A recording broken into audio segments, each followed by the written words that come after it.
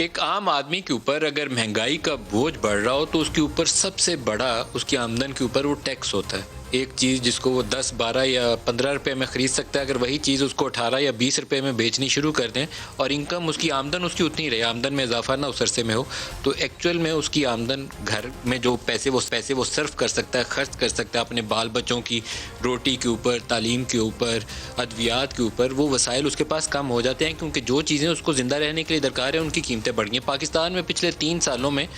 مہنگائی کا ایک دباؤ چل رہا ہے، اور خاص طور پر جو کھانے پینے کی اشیاء ہیں، وہ ضروری اشیاء جس سے ہم ایک گھر میں زندہ رہنے کے لیے ضرورت ہوتی ہے، وہ ادویات ہو سکتی ہیں، وہ گندم، چاول، چینی ہو سکتی ہے، یا اس طرح کی بالکل بنیادی ضروریات زندگی، ان کی قیمتوں میں بے پناہ اضافہ ہوا ہے اور وہ دباؤ کم ہونے کا مستقبل قریب میں ابھی تو امکان نظر نہیں آتا. تو آج کے پروگرام میں ہم فوکس کریں گے مہنگائی کے اوپر بھی، لوگوں کی زندگیوں میں کیسے بہتری لائی جا سکتی ہے، اور اوور آل پاکستان کی جو میکرو اکنامک پکچر ہے جہاں پر درآمدات کا اتنا زیادہ دباؤ ہے کہ ایک ریکارڈ جو ٹریڈ ڈیفیسٹ ہے وہ ہم نے اگست کے مہینے میں بک کیا ہے. پاکستان کے پاس ابھی وسائل ہیں، ہم دے سکتے ہیں اس $4.25 ارب کے خسارے کو، لیکن سال کے اینڈ تک اگر یہی ٹرینڈ چلتا ہے تو دوبارہ دباؤ بڑھے گا ہماری بیلنس آف پیمنٹس کے اوپر.